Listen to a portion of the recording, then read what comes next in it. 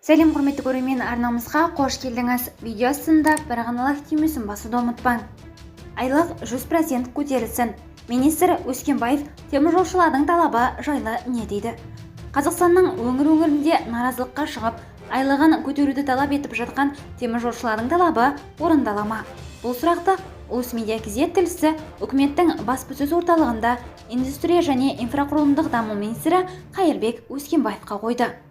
Еске сала кетсек, 7 желтоқсанда Қарағанды облысының Балқаш қаласының жүк тасымалы қызметкерлері президентке үндеу жолдап, жалақыны 100%-ке көтеруін, сыйақының уақытылы төленуін талап еткен еді.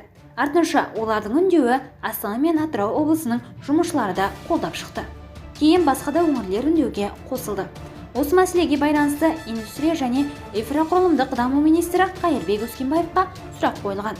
Министрлер мәселеден хабары бар жоғы сұралды. Біз бақылауды жалғастырыңыз.